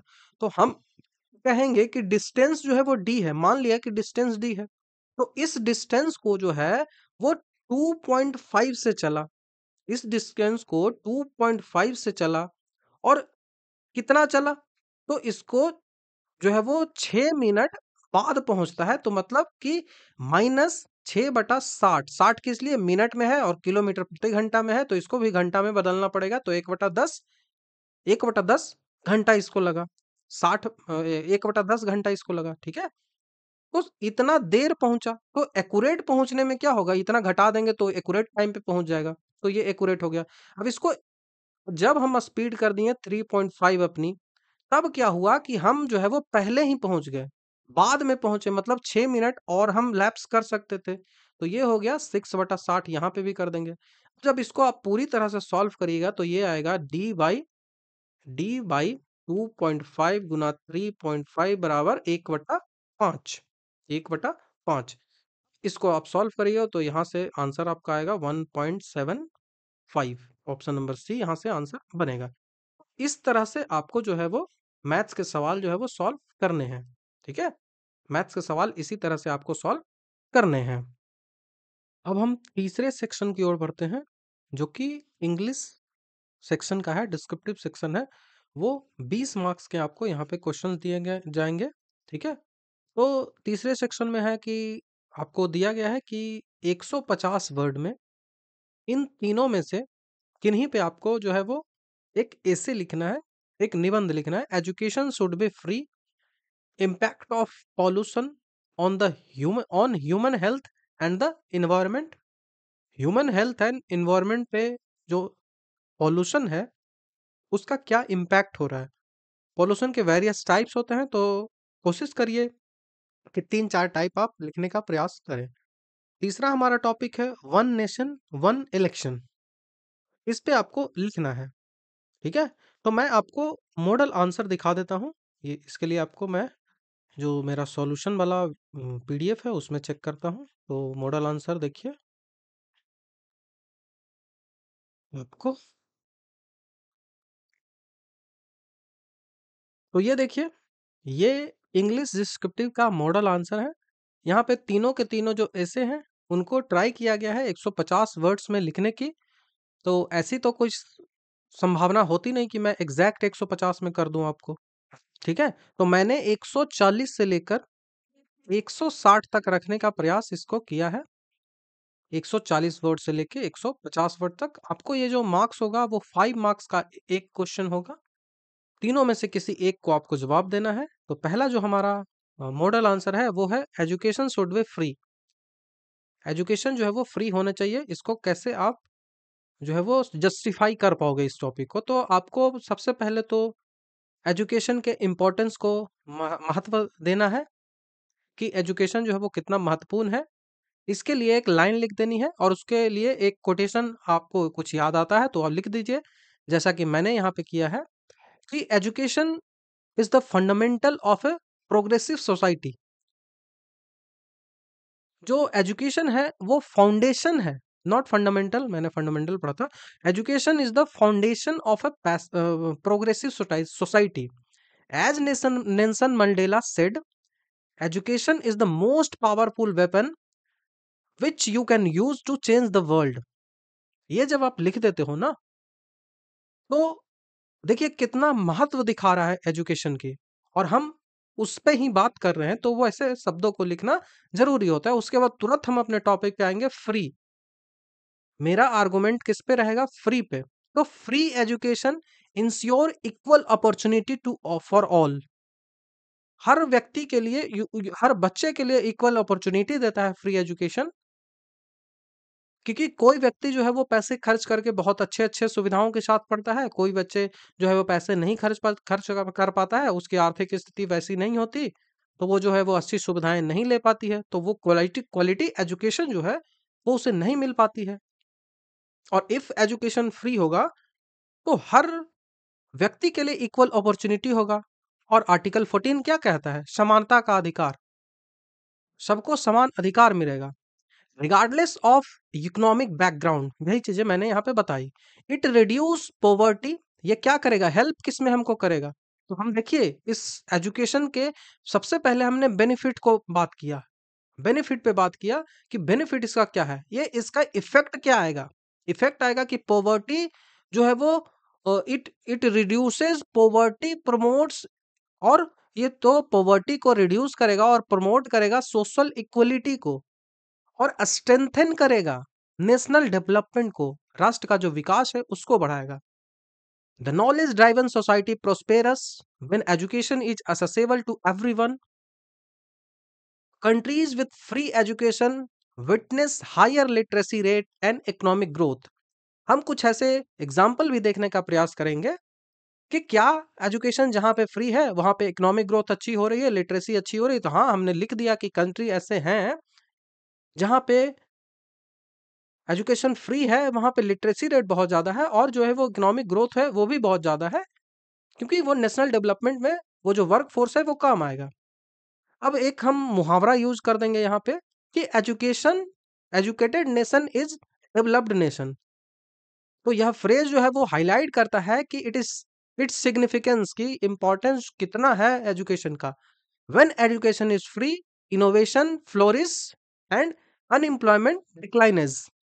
इससे जो है वो इनोवेशन बढ़ता है और जो अनएम्प्लॉयमेंट है उसको वो कम होता है।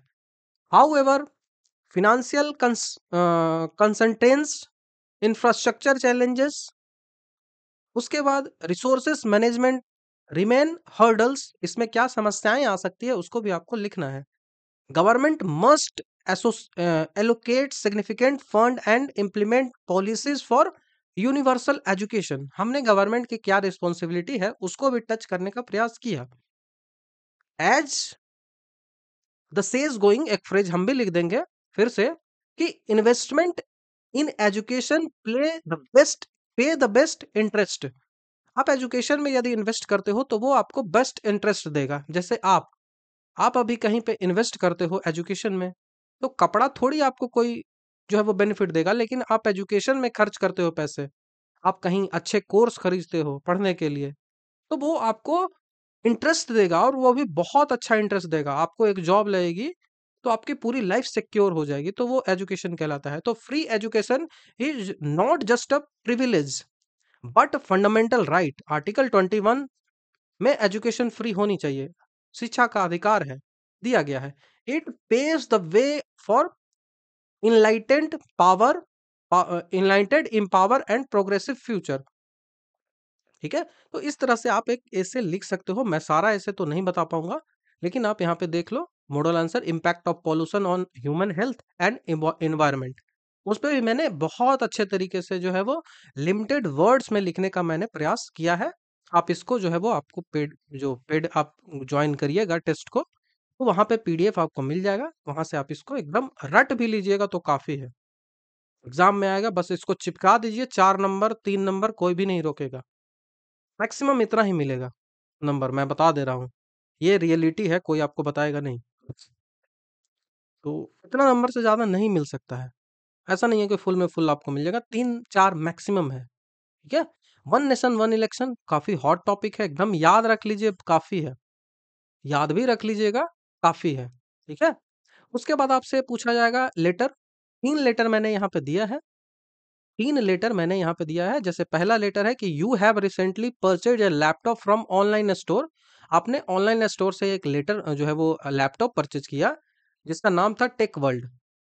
But the product arrive damage on and, जो प्रोडक्ट था वो डैमेज था and does not function properly, वो सही से काम नहीं कर रहा था। तो इसी संदर्भ में आपको एक फॉर्मल लेटर लिखना है customer service department of tech world, जिसमें आप एक्सप्लेन करोगे कि क्या आपका इशू है, क्या आप चाहते हैं उनसे, रिक्वेस्टिंग अ रिप्लेसमेंट और रिफंड, या तो आप रिप्लेसमेंट करवाइए या फिर रिफंड करवाइए, इसके लिए लेटर लिखिएगा। और इसमें आपको जो भी नेसेसरी डिटेल्स है वो आपको वहां पे प्रोवाइड करवानी पड़ेगी, जैसे ऑर्डर नंबर क्या था आपका, आप ऑर्डर कब किए थे, डेट ऑफ परचेज लिखना है, उसके बाद प्रॉब्लम की क्या है, समस्या क्या है, उसको डिस्क्राइब करना है। तो इस तरह से एक लेटर आपको यहाँ पे लिखना है। लेटर लिखने का तरीका जो है वो मैं आपको बता देता हूँ। 3-4 पार्टों में डिवाइड होता है। सबसे पहला जो पार्ट होता है वो सेंडर का होता है। ये वाला पार्ट है वो सेंडर का है, पहला पार्ट, जिसमें मैंने लिखा है सौरभ सिंह लिख रहा है इसको। इसका एड्रेस जो है वो पटना है, बिहार है, डेट जो है वो आप डाल दीजिए, कोई भी पिन कोड, जो भी एड्रेस आपको डालना है डाल दीजिए। ये पहला सेक्शन हो गया।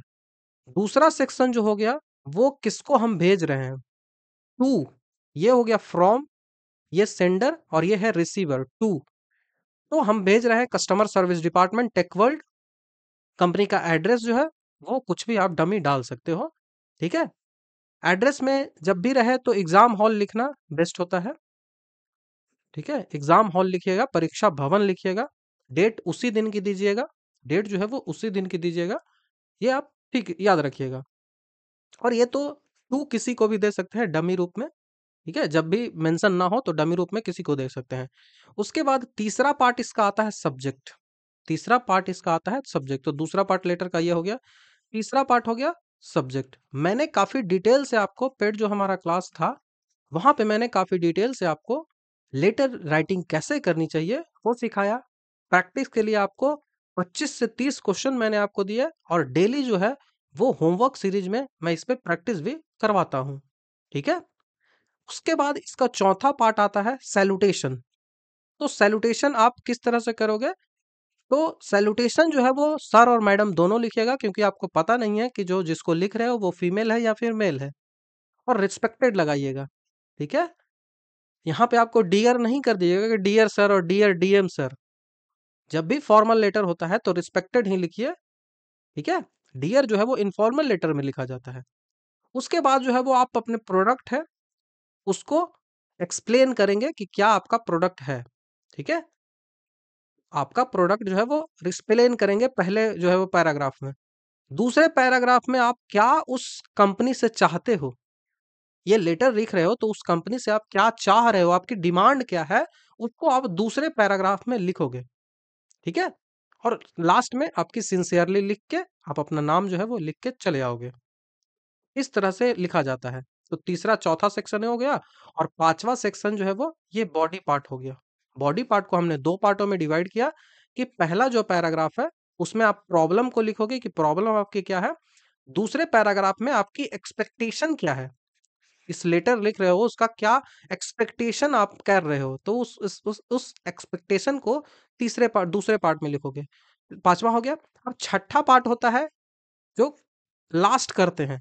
तो लास्ट करने के लिए एक जो है वो सिंसियरली आदरणीय या फिर भवदीय लिखते हैं, और उसके बाद जो है वो अपना नाम लिख देंगे।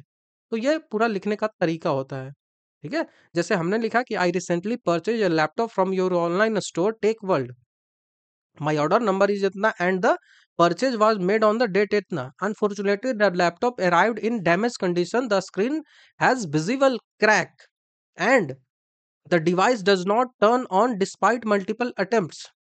उसके बाद हम डिमांड क्या उनसे कर रहे हैं, हम डिमांड कर रहे हैं कि I highly disappointed with this experience as a loyal customer, I expected a properly functioning product, मैंने सोचा था कि एक फंक्शनिंग प्रोडक्ट आएगा। I kindly request an immediate replacement और फुल रिफंड। हमने क्या एक्सपेक्टेशन हमारी है वो लिखेंगे दूसरी में। For the defective laptop I have attached image of the damage and the voice invoice, invoice मतलब जो बिल होता है, invoice for your reference. Please address this issue at the earliest and inform me about the next steps कि क्या मुझे करना है। I hope for a prompt solution resolution, prompt resolution. उसके बाद सिंसियरली लिख दोगे। उसी तरह से दूसरा लेटर आपको यहाँ पे लिखना है एक एडिटर को लिखना है लेटर, जिसमें प्रॉब्लम फेस किया जा रहा है, पुअर कंडीशन जो है वो रोड की, उसके बारे में आपको लिखना है। आपके कुछ सजेशन भी है तो उनको भी आपको देना पड़ेगा। तो इसको आप वीडियो पॉज करके पढ़ लीजिए, यहाँ पे मैंने लिख दिया है, और आप टेस्ट ज्वाइन करिएगा तो वहाँ पे आपको मिल ही जाएगा, ठीक है। उसी तरह से यहाँ पे तीसरा टेस्ट है, तो तीसरा है एक एफआईआर से संबंधित है, तो इस एफआईआर को भी आप जो है वो टेस्ट को वीडियो पॉज करके पढ़ लीजिएगा। उसके बाद आता है तीसरा नंबर का क्वेश्चन इसमें, कि इडियम एंड फ्रेजेस। यहाँ पे एक इडियम एंड फ्रेज 1 नंबर का होगा और 3 इडियम एंड फ्रेजेस मैंने आपको दिया है। इस इडियम एंड फ्रेजेस को आपको जो है वो मीनिंग लिखना है, उसके बाद उसको सेंटेंस में यूज करना है। तो a bird in the hand is worth two in in the bush, मतलब होता है कि having something certain is better than risking for more. तो इस तरह से आपको यहाँ पे दिया गया है, अ ब्लेसिंग इन डिसगाइज मतलब something good that isn't recognised initially, उसको सेंटेंस में यूज करिए। इसके लिए मैंने अपने यूट्यूब चैनल पे काफी सारे वीडियोस जो है वो 10 पार्टों में वीडियो बना दिया है, उसको आप जाके चेक कर लो, लिंक उसका डिस्क्रिप्शन में मिल जाएगा प्लेलिस्ट का। उसके बाद bull in a china shop, a person who causes damage और प्रॉब्लम, ठीक है। उसके बाद आता है, मैंने मिस स्पेल्ट दिया है कि आपको मिस स्पेल्ट होना चाहिए, ये कंप्यूटर रिलेटेड एब्रिविएशन नहीं है, ठीक है। ये मिस स्पेल्ट, इसको करेक्ट कर लीजिए। ये मिस स्पेल्ट है। एकोमोडेट, ये सही वाला वर्ड है। इसके वेरिएशन क्या हो सकते हैं मिसस्पेल्ड का, इसका मीनिंग क्या है, सेंटेंस क्या है, कमिटी उसी तरह से 2 हो गया। उसके बाद मैंने यहाँ पे एक कॉम्प्रिहेंशन डाला है, जिसमें आपको इस पैसेज को पढ़ना है और उसके अकॉर्डिंग जो है वो एक-एक क्वेश्चन, एक-एक मार्क्स का 3 आंसर आपको करना है, और एक जो है वो 2 मार्क्स का आपको प्रिसाइज़ लिखना है 40 से 50 वर्ड्स में, ठीक है? तो what are the major cause for air pollution mentioned in the passage. तो ये इसको आपको 1 से 2 लाइन में लिखना है। इसका आंसर मैंने देखिए यहाँ पे लिखा है। The major cause of air pollution mentioned in the passage are industrial emission and vehicle exhaust which contribute to a respiratory and cardiovascular diseases, ठीक है। उसके बाद यहाँ पे मैंने प्रिसाइज लिख दिया है, ये 40 से 50 वर्ड्स में, ठीक है। अब तीसरा सेक्शन आता है, वो सेम और सेम हिंदी की तरह ही होगा। यहाँ पे वही ऐसे जो है वो मैंने हिंदी में लिख के दिखाया है। शिक्षा जो होनी चाहिए वो मुफ्त होनी चाहिए। तो शिक्षा सबसे शक्तिशाली हथियार है जिसका उपयोग आप दुनिया को बदलने के लिए कर सकते हो, नेल्सन मंडेला ने कहा है। वही चीजें हैं, हिंदी इंग्लिश दोनों में मैंने लिखा है। तो आप टेस्ट जब परचेज करिएगा तो पीडीएफ आपको वहां पे मिल जाएगा। उसके बाद यहाँ पे मानव स्वास्थ्य और पर्यावरण पर प्रदूषण का प्रभाव, मानव स्वास्थ्य और पर्यावरण पर प्रदूषण का प्रभाव। उसके बाद एक राष्ट्र एक चुनाव, वन नेशन वन इलेक्शन जो है वो लिखा है। उसके बाद वही लैपटॉप की चोरी वाला जो है वो लेटर मैंने यहाँ पे दिया है हिंदी में भी, उसको इसी तरह से हिंदी में भी लिखना होता है। सेम चीज हिंदी में भी होता है। तो 3 मैंने यहाँ पे हिंदी और इंग्लिश दोनों के लिए कर दिया है। उसके बाद आपसे जो है वो मुहावरे पूछे जाएंगे और उसको अर्थ लिखते हुए स्पष्ट रूप से उनका वाक्यों में प्रयोग करेंगे। 3 मार्क्स का होगा, ठीक है। जैसे अपने मुंह मियाँ मिट्ठू बनना, मतलब अपनी प्रशंसा खुद करना। आंख का अंधा गांठ का पूरा, तो आंख का अंडा गांठ का पूरा मतलब जो दिखावे में तो बहुत समझदार और धनी लगता है, लेकिन असल में उसके पास कुछ खास है नहीं, ठीक है। बेपर की उड़ान, मतलब बिना आधार बिना सबूत के जो बातें करता है वो बेपर की उड़ान कहा जाता है। उसके बाद जो है वो आपको समानार्थी शब्द लिखना है, अर्थ उसका स्पष्ट करते हुए उसको वाक्य में प्रयोग भी करना है। जैसे वायु, अंधकार, तो वायु का यूज आप कर दीजिए, जो है वो हवा, अनल, समीर लिख दिया, अर्थ में मैंने प्रयोग कर दिया। उसके बाद जो है वो पांचवा है, निम्नलिखित गद्यांशों को पढ़कर प्रश्नों का उत्तर आपको दीजिए। तो इस गद्यांश के आधार पे आपको 3 प्रश्न दिए गए हैं, और उसके बाद एक प्रश्न जो होगा वो गद्यांश का प्रिसाइज लिखने पे होगा, संक्षेपण लिखने पे होगा, जो कि 2 मार्क्स का होगा। तो इसका आंसर मैंने यहाँ पे दे दिया है एक एक लाइन में, और उसके बाद संक्षेपण 40 से 50 वर्ड्स में मैंने लिख दिए हैं। उसके बाद जो डी सेक्शन है, ये ए बी सी डी, और ये वाला ई सेक्शन होगा। डी सेक्शन जो है वो कंप्यूटर से संबंधित है। कंप्यूटर में पूर्ण रूप आपको लिखना है। जैसे मैन का क्या होता है फुल फॉर्म, इनियाक का क्या होता है फुल फॉर्म, डॉस, कोमोस, एल्गोल। जैसे मैन का होता है मेट्रोपॉलिटन एरिया नेटवर्क, इनियाक क्या होता है electronic numerical integrator and calculator, जो पहला कंप्यूटर था। उसके बाद डिस्क ऑपरेटिंग सिस्टम या फिर डिनायल ऑफ सर्विस भी इसका यूज होता है, कोई भी यूज कर सकते हो आप। उसके बाद है कॉम्प्लीमेंट्री मेटल ऑक्साइड सेमीकंडक्टर, कोमोस बोलते हैं, सीमोस, कोमोस नहीं सीमोस, ठीक है। उसके बाद एल्गोल बोलते हैं, ये एक लैंग्वेज है, programming language, arithmetical mathematic language होता है, ठीक है। उसके बाद डी सेक्शन आया, यहाँ पे 15 आपको जो है वो जीके और जीएस के सेक्शन के क्वेश्चंस मिलेंगे। जीके जीएस के 15 क्वेश्चन मिलेंगे। इसमें आपको बिहार से एक रहेगा क्वेश्चन, मिनिस्ट्री से, और जो बाकी क्वेश्चन जो है वो जो रिसेंट के जो चीजें जो जीके जीएस है उससे पूछा जाएगा। करंट अफेयर के एक क्वेश्चन रहने की संभावनाएं इसमें बनेगी आपको। और स्टैटिक जीके के 2 से 3 सवाल होते हैं, तो स्टैटिक सबसे ज़्यादा होता है। बहुत आसान सा सवाल होगा, बस यही चीज़ है कि आपको लिखना पड़ेगा। 1-1 मार्क्स का हर क्वेश्चन रहेगा, तो 1-1 लाइन में ही लिखना है वह। बस जैसे कि बिहार का वाणिज्यिक कर विभाग का मंत्री कौन है? कॉमर्शियल टैक्स डिपार्टमेंट, तो सीधे आप लिख देना है कि सम्राट चौधरी। सम्राट चौधरी, वैसे लिख देना है। जैसे माउंट एवरेस्ट पे कौन चढ़ा था पहली बार? जैसे सिंधु घाटी सभ्यता का बंदरगाह स्थित है, तो लोथल। ऐसे करके लिख दीजिएगा वन लाइन में। मैंने तो ऐसे एक्सप्लेन करके लिख दिया है, श्री मिस्टर सम्राट कुमार चौधरी, ठीक है। उसके बाद जो है वो एडमंड हिलेरी के साथ जो है वो नेपाल का जो है वो तेंजिंग नोर्गे चढ़ा था, वो मैंने लिख दिया है। तीसरा मैंने लिखा है कि बंदरगाह वाला स्थान कौन सा है, तो लोथल है, गुजरात में है। आपको बस लोथल भी लिख दीजिएगा तो फुल का फुल मार्क्स मिलेगा, कोई नहीं, बस लोथल आपको लिखना पड़ेगा। जैसे पूछा गया है कि नियरेस्ट प्लेनेट ऑफ सन कौन सा है, तो हम सीधे लिख देंगे कि बुध है, सीधे लिख देंगे कि बुध है। लेकिन मैंने यहाँ पे एक्सप्लेन किया है, क्योंकि एक्सप्लेनेशन के साथ आपको आंसर देना है ना। बंगाल विभाजन जो है वो किसने किया था? When and by whom Bengal जो पार्टीशन है वो किया गया था। तो मैंने एक्सप्लेन किया है, लेकिन आपको 1905 और लॉर्ड कर्जन लिख देना है, सीधा सा आंसर हो गया। उसके बाद मोहिनी अट्टम कहाँ का शास्त्रीय नृत्य है, तो आपको लिख देना है कि केरल का है। अब इसकी विशेषताएं पे हम बात नहीं करेंगे। दक्षिण गंगा किसको बोलते हैं, तो सीधा आप लिख दीजिएगा कि गोदावरी नदी को दक्षिण गंगा कहा जाता है।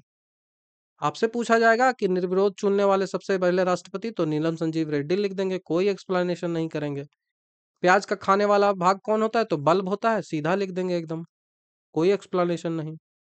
स्टार जो है वो क्यों ट्विंकलिंग करते हैं, तो ये करते हैं रिफ्लेक्शन ऑफ लाइट के कारण, तो सीधा आप लिख देंगे कि प्रकाश के अपवर्तन के कारण। 42वां संविधान संशोधन में दो शब्द कौन सा जोड़ा गया, तो सीधा आप लिख देंगे समाजवादी और धर्मनिरपेक्ष। ब्राइड, ईगल, बोगे, पार, ये सब जो शब्द है, टी, ये सब किस में यूज किया जाता है, तो सीधा आप गोल्फ लिख दीजिएगा। आपसे पूछा जाएगा कि अमजद अली खान क्या बजाते हैं, तो सीधा आप सरोद लिख दीजिएगा, कोई भी एक्सप्लेनेशन की जरूरत नहीं है। आपसे पूछा जाएगा पृथ्वी और चंद्रमा के बीच की दूरी कितनी है, तो सीधे लिख दीजिएगा 3,84,400 किलोमीटर, ठीक है। आपसे पूछा जाएगा कि राष्ट्रपति की शपथ कौन दिलाता है, तो राष्ट्रपति को शपथ मुख्य न्यायाधीश दिलाता है, सीधा लिखिएगा, कोई एक्सप्लेनेशन की जरूरत नहीं है। तो ये रहा पूरा हमारा डेमो वीडियो, जिसमें हमने काफी डिटेल से सारे जो क्वेश्चंस हैं उनको डिस्कस किया, और आपको एक ओवरव्यू मैंने देने का प्रयास किया कि हमने क्वेश्चन जो है वो किस प्रकार से सेट किया है। क्या यह सिलेबस पे आधारित था? आप मुझे कमेंट में बताइए कि कैसा मैंने टेस्ट को तैयार किया है। क्या इसी तरह के मैं और 9 टेस्ट है वो तैयार करूं, क्योंकि मैंने इसमें 10 टेस्ट ही देने का सोचा है। उतना आपके प्रैक्टिस के लिए काफी है। एक सुझाव मुझे और चाहिए कि क्या मुझे ऐसे में एक ही ऐसे देना चाहिए, या फिर मैंने जैसे दिया है 3 ऐसे वैसे देना चाहिए, या फिर मैंने एक एक और ऑप्शन बचता है कि 3 ऐसे मैं हिंदी में दूं और 3 ऐसे मैं इंग्लिश में दूं, तो टोटल 6 ऐसे एक टेस्ट में हो जाएंगे। क्या मैं इस प्रकार से दूं? आपको मैं सुझाव आप दीजिए कि पहला, कि क्या एक ही ऐसे दूं, सिर्फ और सिर्फ एक टेस्ट, एक हिंदी में दे दूं, एक इंग्लिश में दे दूं, बस।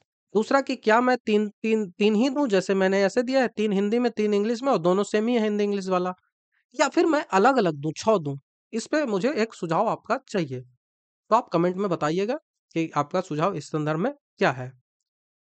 तो यदि आपको टेस्ट अच्छा लगा होगा, तो आपको टेस्ट परचेज़ करने का तरीका जो है वो मैंने बता दिया है। इस क्यूआर कोड से आप टेलीग्राम चैनल को जॉइन ज़रूर कर लीजिएगा। जो टेस्ट का फ़ी है वो 149 है, 149 है। तो इस क्यूआर कोड को जैसे ही आप स्कैन करिएगा, तो आपको 149 पेमेंट करने का ऑप्शन आ जाएगा, सीधा उसको ऑप्शन पेमेंट करिए। उसके बाद आपको टेस्ट है वो मिल जाएगा। टेस्ट के ये जो वीडियो है इसका पीडीएफ भी आपको चाहिए, तो बस इस जो टेस्ट 1 है एज ए डेमो मैं टेलीग्राम पे इसको अपलोड कर दूंगा, तो वहां से आप उसको और एनालाइज कर सकते हो, ठीक है, और एनालाइज इसको कर सकते हो, तो वो देख लीजिएगा। उसके बाद मेरे जो कोर्सेज हैं, इफ आप ज्वाइन करना चाहते हो, तो मैंने सारा आपको डिटेल जो है वो ऑलरेडी बता दिया है, तो आप इसको ज्वाइन कर सकते हो, ठीक है। तो आई होप कि आपको सारी चीज़ें जो है वो क्लियर हो गई होंगी। तो वीडियो देखने के लिए थैंक यू। नेक्स्ट वीडियो में आपसे जल्द ही मिलता हूँ।